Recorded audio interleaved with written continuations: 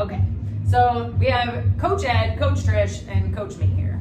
And our topic today, it's been brewing, and it's happened to us a couple of times before. We don't lose people often, so we talk about our retention rate, not our churn rate. But we were just talking about how we lose people, and the main reason that we would lose an athlete from our program is they move away. Sure. We lost a 95-year-old athlete recently because she was 95 and her kids moved her in with them. So we would consider that somebody who truly aged out of the program. And today some things happened and we started thinking that there are really four reasons that the only four reasons that somebody should leave your program specifically would be because they move or because of their age. And it could be their physical age or it could be their mental age. And so our first two reasons would be they're too old to drive and they can't find a ride, right? Yep. And we've had that happen, and we're having that happen right now, where the rides are starting to dry up, and unless somebody's comfortable with an Uber and a 95-year-old, we may have a problem. The second one would be on us. If we don't have the ability, and we do a really good job in this program of, we know exactly who's in our classes, the athletes sign into a specific class time. They don't rotate around like young people would in a traditional gym. And that's so we can put the ones that might need a little bit more help into that one particular class where we're coached up. So we have the ability, A, with number of coaches, but B, we're really good at scaling. And as Ed's announcing the whiteboard, Trish and I are surveying the land. That person's gonna need that person's gonna need that. So we're already in our heads setting up and preparing people to be successful at whatever their level of ability is. And so the second reason I think that people would leave our program would be if we didn't do our job well, which doesn't happen very often.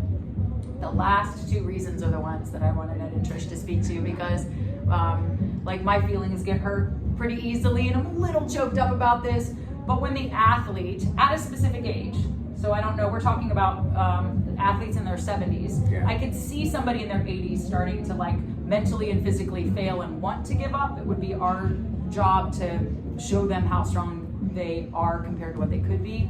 But when the athlete physically gives up and decides that this is too hard, or the family is leaning into not seeing their progress and determining that this is just too hard for you.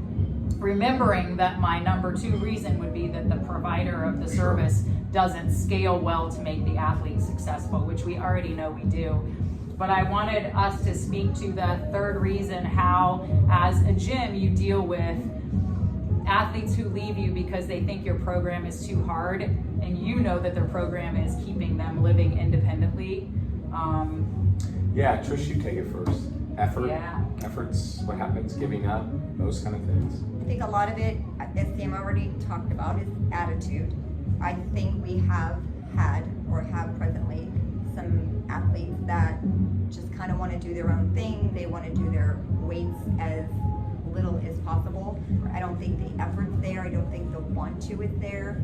I think they've been to other programs where they see that there are no weights, or it's just maybe chair exercises or a few body weight things, and they see that as easier, but easier isn't always better. Right. Yeah, there's a bunch that we could go on and on about this. I think, we always talk about to other coaches and to the athletes, what is their why? Why are you here? How are you feeling? And why are you trying to do this? There is no easy way to get old. Getting old is not easy. This program is not about easy. It's about getting old, and how do you fight some of those issues? There's no question more than ever before that resistance training, if you like that word better than weights, there's no question that resistance training is very important to staying younger or growing older. And so for me, I think it's always about the athletes, their mindset. Why are they doing this? Some of them are doing it to pick up their dog. Some are doing it, they're a widower and they want to remain in the house that they lived with their spouse for 40 years. There's multiple reasons, but for us to tell you that what we do for seniors, it's easier. It's not easier. Our job is just to bring you up slowly and safely into what we're trying to get you to do. It's not easier, but it's more effective. So Absolutely. there are a lot of, quote, functional fitness programs for seniors out there, but the number of people that come to us where a fitness person, their trainer or somebody at a gym has told them never to lift more than 2.5 pounds, and they have a 35-pound dog, or they still live alone.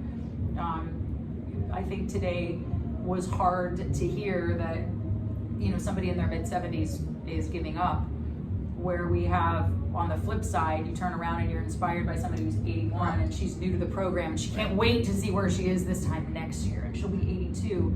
And so I think I was so affected by the loss of a member for the reason that it happened, that I felt like, I hope every gym has that problem, that the only way you lose people is just because they age out, and mentally or physically. Like, those are probably the two easiest ways, you know, versus having an athlete where they just don't show up and you don't know where they went. That should never happen. Maybe this is more of a customer service tagged video versus operational video. It could fit into multiple categories as far as how you run your gym and how you maintain your membership. But I think we could clearly say there's only 4 ways that we lose somebody, and those would be the 4: transportation, poor scaling on our part, or the provider's part.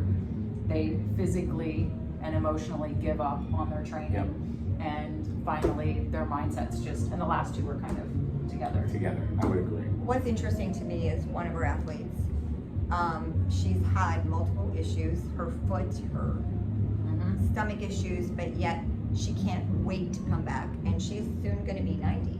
Oh yeah. Correct. Yeah. And, Yep. Correct. and then we have we have other athletes in their 70s, and I literally looked at one and said, today, think about where you're going to be if you don't do this any longer. You are where you are because you've done this for the last 9 years. Right. So something else to think about. And in the mid-70s and 80s and beyond, where they are now without a program that pushes them hard, the only way they can go is down.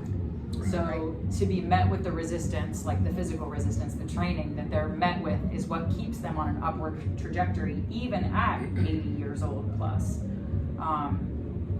We just don't, we're trying to prevent that downward trajectory. Yeah, and I'm going to jump in on this last piece. For those of you that are watching this video and think that we're trying to scare tactic, I am telling you, look up the rate of decline. You can look up studies on atrophy on young people. Yeah. So the speed at which somebody declines, you know that if you're watching this, how rapidly you can decline and how long it takes to get back up. Yeah. At this age, for people that aren't that strong and don't move that well to begin with, for them to not lean into these hard things, the speed at which they will decline is going to be very fast, and they will have to continue to make concessions in their life. Their world gets smaller. And their world gets smaller. That's And exactly pretty soon right. it's in a box called an ALF.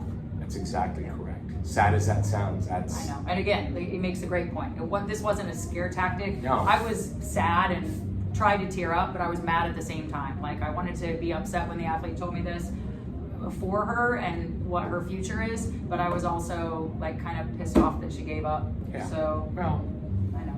you can Choices. only lead the horse to water and get them to want right. to drink. You have to make them want to drink. it. Absolutely. I know. Thank All you right. guys very Thanks for much. listening.